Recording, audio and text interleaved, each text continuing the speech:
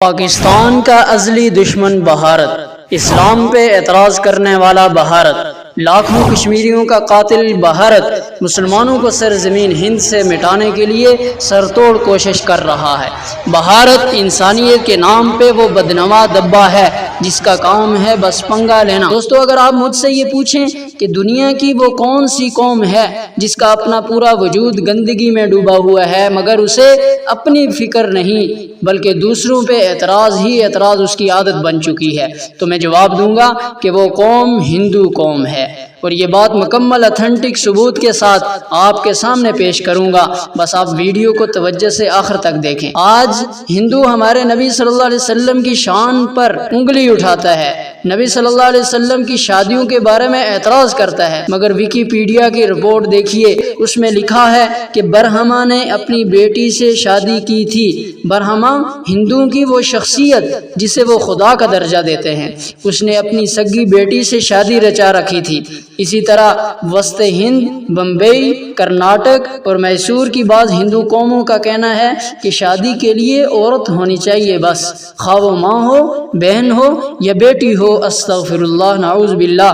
جو قوم اس حد تک گر جائے اسے کوئی حق نہیں کہ وہ ہمارے پاک پیغمبر پہ بھونکے۔ اس کے علاوہ بھارت میں پولندری بیاہ کے نام سے ایک شادی ہوتی ہے جس میں ایک عورت کے کئی شوہر ہوتے ہیں اور وہ بیک وقت کئی لوگوں کی رکھیل ہوتی ہے۔ حیرانگی کی بات تو یہ ہے کہ ہندو اس گھٹیا حرکت کو شادی کا نام دیتے ہیں اور اسے سماجی تحفظ فراہم کرتے ہیں۔ ان ساری باتوں کے ثبوت کے لیے سکرین پہ نظر آنے والی کتابوں کو نوٹ کر لیں، ایک ایک بات آپ کو 100% درست ملے گی۔ ناظرین، ہندو دنیا کی ایسی غلیظ ترین قوم ہے جو گائے کے گوبر اور پیشاب کو پاک کرنے والا مانتے ہیں۔ ہندو برہمن اگر ویش کا کھانا کھا لے تو اس کے تدارک کے لیے گاتری منتر پڑھتے ہیں اور اس دن سوائے گائے کے پیشاب کے کچھ اور کھاتے پیتے نہیں۔ برہمن اگر چنڈال کے تالاب کا پانی پی لے یا اس میں غسل کر لے تو کفارے کے لیے گائے کا گوبر کھاتے ہیں اور اس کا پیشاب پیتے ہیں۔ اگر کوئی ہندو بھول کر کسی غیر قوم کے برتن میں کچھ کھا پی لے تو اس کو کئی دن تک پنجگو پلایا جاتا ہے۔ یہ پنجگو کیا چیز ہے؟ پنجگو یعنی گائے کا گوبر، پیشاب، دودھ، دہی اور گھی سے بنایا جاتا ہے، 5 چیزوں سے بنایا جاتا ہے۔ ان کے نزدیک، ہندوؤں کے نزدیک اس سے زیادہ پاک چیز کوئی نہیں۔ ان کے بھگت ہر روز پنجگو پیتے ہیں۔ اور بھارت میں انگریزوں کے دور میں بہت سے ہندو نے ایسی گندگیوں سے اپنی جان چھڑا لی تھی، ان فضلات سے اجتناب کرنا شروع کر دیا تھا، مگر اب دوبارہ یہ وبا چل نکلی ہے۔ جب بچے کو گٹی کے طور پر گائے کا فضلہ چٹایا جائے گا تو اس کا پیشاب تو لازماً وہ شوق سے پیے گا۔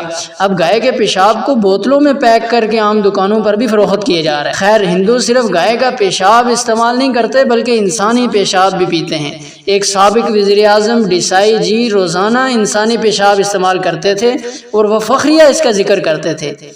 پنجگو کی رسم بہت اہتمام سے ادا کی جاتی ہے۔ پنجگو کی ترکیب اس طرح ہے کہ گائے کا گھی، گائے کا دہی، گائے کا دودھ، گائے کے پیشاب کے چند قطرے اور گائے کا تھوڑا سا گوبر، ان 5 چیزوں کو اچھی طرح مکس کر کے ایک کٹورے میں رکھ کر نومولود بچے کو چٹایا جاتا ہے اور دوسرے افراد خاص کر عورتیں بھی چاٹتی ہیں۔